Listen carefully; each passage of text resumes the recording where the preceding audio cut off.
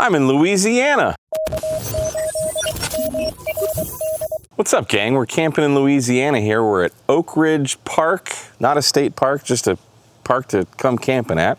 I'm with my friends Vern and Ranae 6. That's their camper there, and we got the old K-Murder Exploder, but you notice we've got a new addition here. We got this trailer hitch that I put on there. That was a treat. What, pray tell, might I be trailing?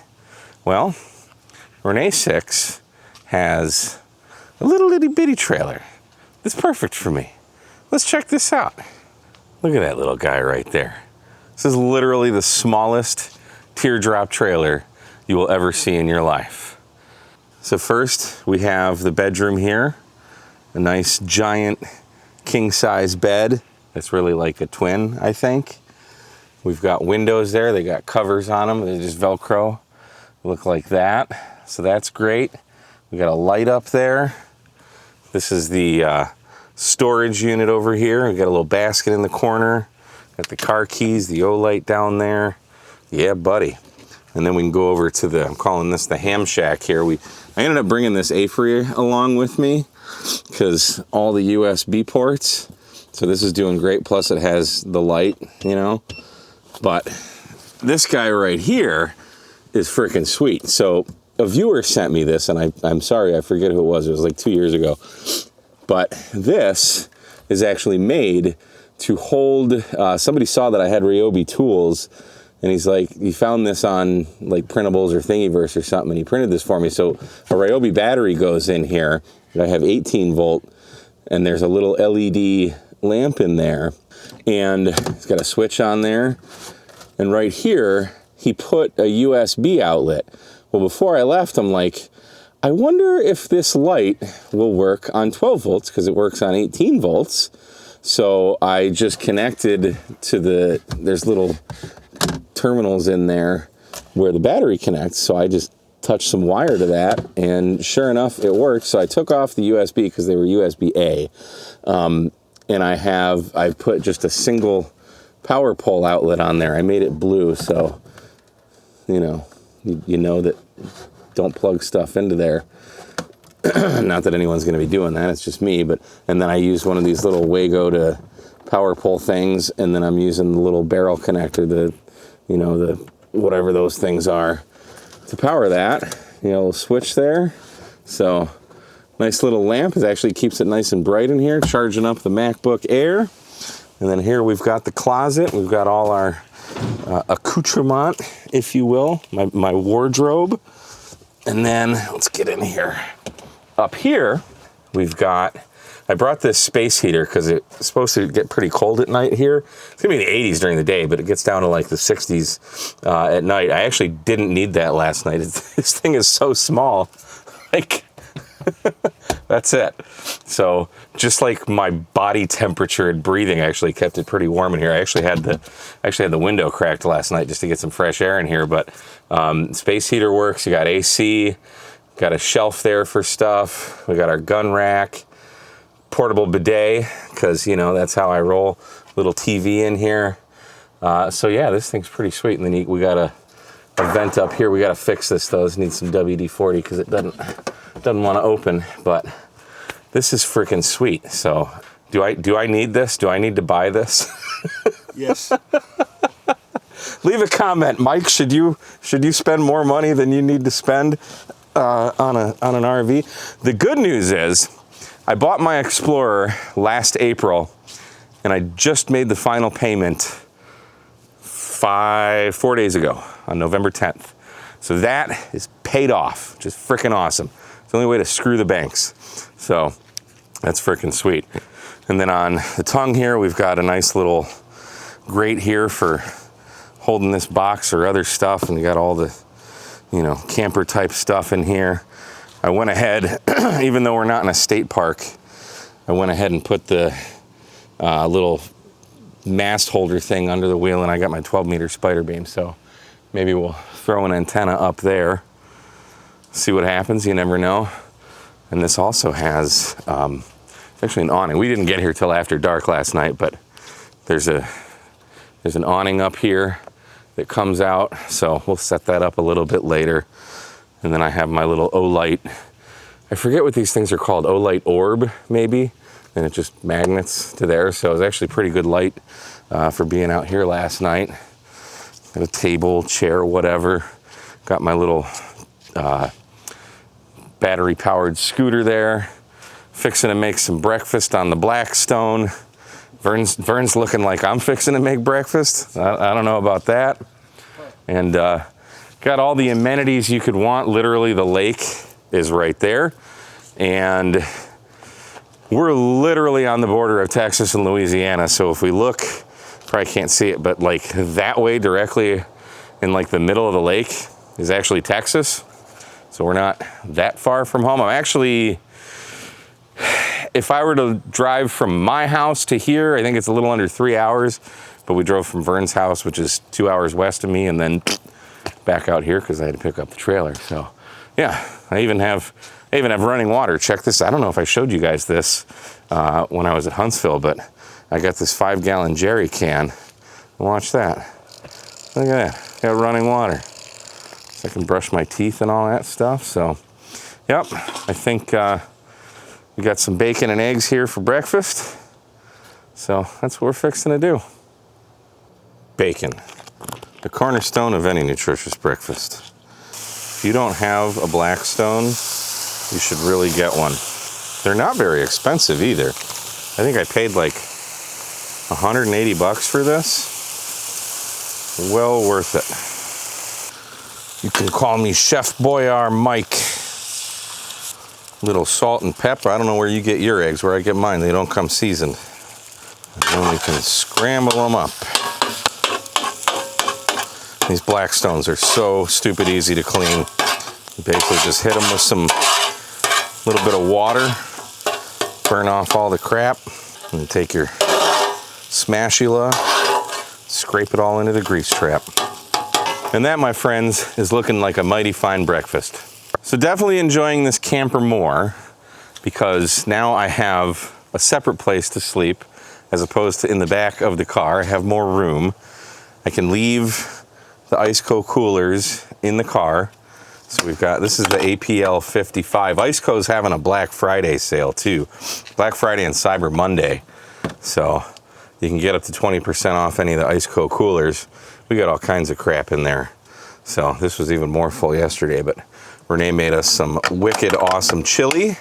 So we had some chili last night for dinner. And this guy here, I'm gonna do a review. This is the newest cooler they sent me. This is the APL 20. You wanna talk about small, lightweight, and efficient coolers, APL 20 is where it's at. So I get to leave all that stuff in there. And then I've got them powered both. Am I doing both on this? I think I got one on this. The APL 20's on this one, and then I got another battery box over there that powers the radio, and I just plugged in the big Iceco there. But days and days. I got like 2 weeks out of that one on a 100 amp hour battery. So it's friggin' awesome. Brought way more stuff than I need. We're only here for like 2 full days, but I brought my 7300 and I brought my FTX 1F and the little amplifier there, computer bag, whatever. And then up front is just kind of a mess. I've still got to put some stuff up, but got some string lights. These are cool. These are little USB powered LED lights. And I got some of these little puck light, string light things and power supply, and brought a couple Mesh-tastic nodes. Maybe we'll play around with that. All right, let's see if we can break some stuff. Vern got the vent open with just brute force, I guess. Moving this table would probably make my life easier, but being that I'm a stubborn German, nay, nay. We've got the lovely Miss Renee off camera watching to see how bad I do. Aren't they right here? Well, they're not in there, I don't think, are they? Oh yeah, there they are. Look at that. Look at that. See, I'm learning something like that.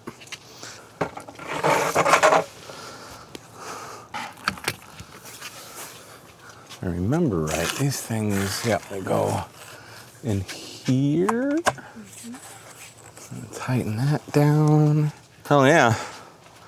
I have so much room to do activities. I think we need to bedazzle the rails though with some of those string lights, or maybe those little LED light bulbs that I have. They're just USB powered. They pull like nothing. We'll turn this house into a home, maybe.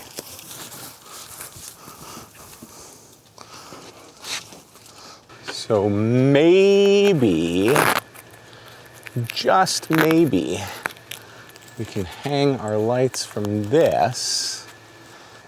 It's not my best work, but it's work. We got our little battery box here. We got USB right here. I plugged it in right the first time. And then, look at that, huh? We got light. We got light. It is freaking pitch dark out here at night. We pulled in at like 8 o'clock last night, and boy howdy was it a challenge, because we had to come in on this drive here and then back all the way up. This is Vern and Ranae's trailer, and me having zero experience backing up trailers. Vern was kind enough to back this up for me, so I lose a couple man points for not backing this up, but hey, I gotta practice, right? I just got a trailer hitch, leave me alone.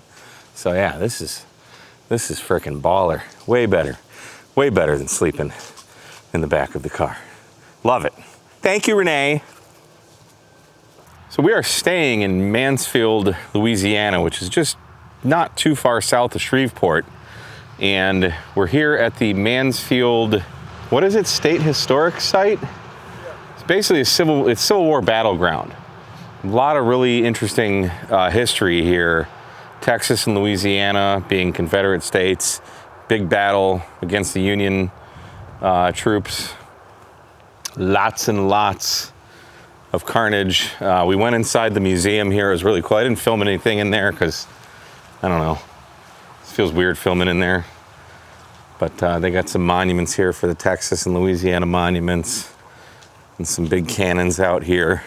It's really crazy to see this part of American history.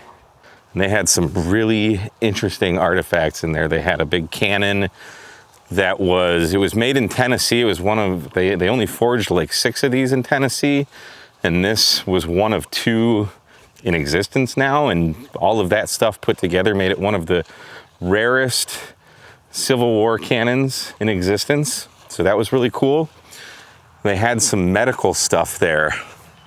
Whew.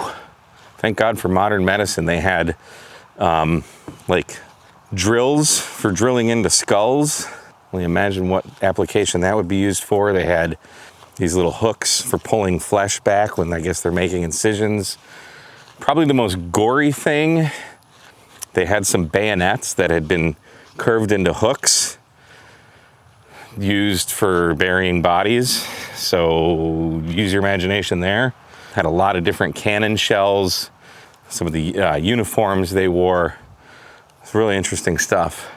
But this also happens to be a POTA spot. So, being that we are on United States history battleground, I want to be a little more respectful. So I think we're going to go over to that pavilion over there, and just throw a mast up real quick, get in and out, and be done with her. And just looking on the website, doesn't look like this place has been activated. It's only been activated 14 times. Top activator got 343 contacts. If I make 50 contacts, but I don't think we'll be here that long. Actually be in 3rd place here. POTA's not a contest, but there are numbers, and well, with my background in sales, see how it goes. So check out this setup. Mast over there, leaning into the tree, that's the POTA Explorer, whatever the heck we call them, POTA 33, leaning into the tree. And that is how we are securing the feed point. That's the X-Tenna 49-to-1 end-fed half wave. And then over on this table, we got the little micro PA50 3rd gen. Put a little heat out there, and then the ACU FTX, MacBook Air, Denko battery. See how this works. And just like that, we are activated. I got 51 QSOs, but that's not counting the park to parks. But check this out. This guy here, I see him activating all the time, N2 NWK. Look at all those trees. He was at a 7 for 7 different parks. That was crazy. Look at this. Look at all those park numbers right there. Crazy. But we got out, man. We got out pretty good. Check out this map here. If it'll, there, zoom in on us. It's beautiful. It's absolutely beautiful. And that's what we're looking at here. So, yeah, easy peasy, done and done. This little QRP amplifiers, it's good. I like it. I like it. Now we got Miss Ranae 6 here, KR5SIX. Gonna do some POTA, gonna hunt some of the boys, as it were. Go.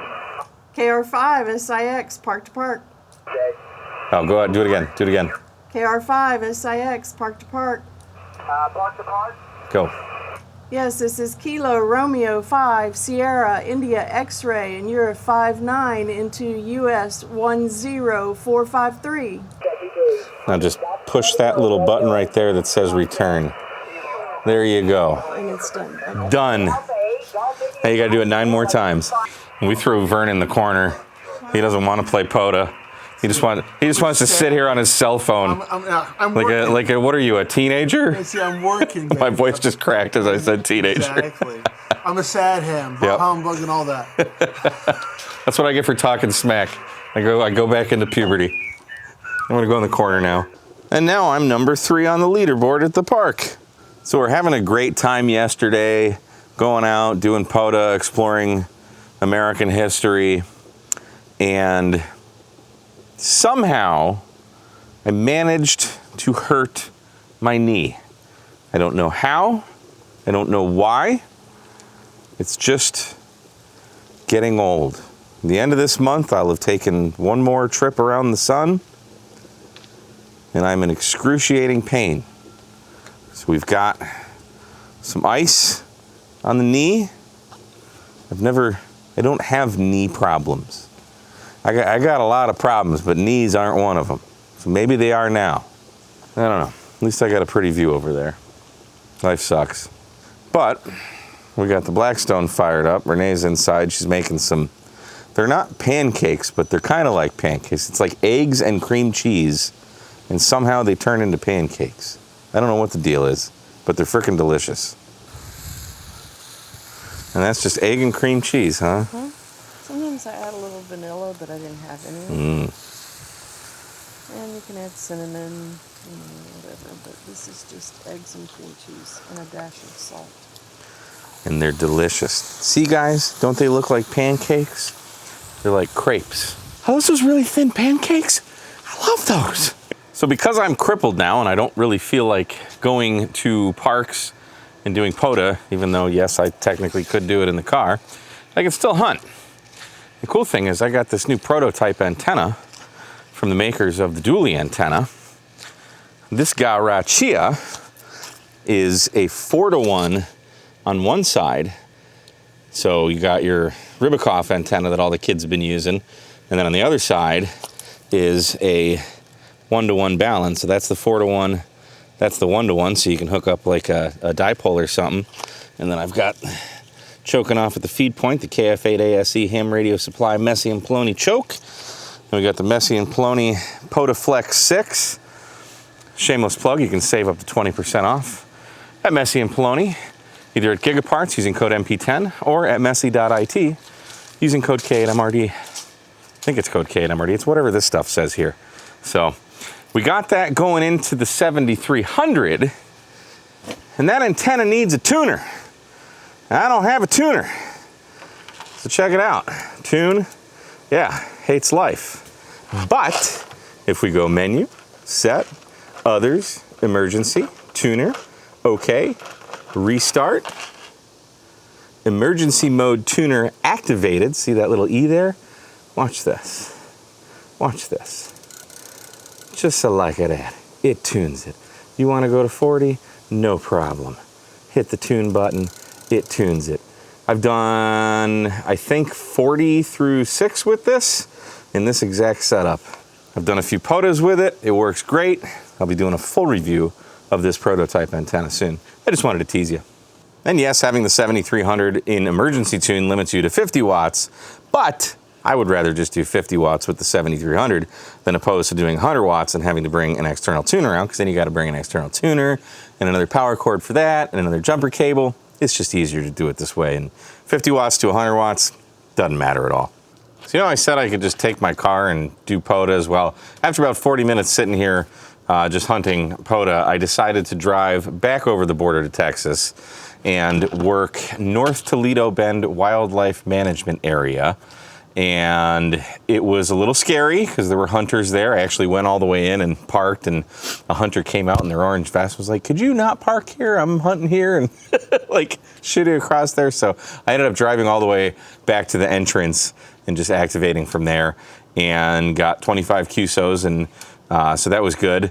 But at 3 o'clock, a contest started, some ARRL whatever. So I got out of Dodge, but that was cool. I got to activate, and you gotta love the 891 and the ATOS. It's just a beautiful thing. Pull in, tune up, get on the air, get the heck out of Dodge. Easy peasy. So I guess I could share a little bit about this park with you. We're at Oak Ridge Campground or something like that. We're right on the Sabine River, which is basically the Texas-Louisiana border. And that's kind of where it comes in from. And then we're overlooking all of this. It's absolutely beautiful. And if we look due south, which we're kind of not, south's kind of that way, but over that is the river there, and that basically opens up into the Toledo Bend Reservoir. So really, really pretty place.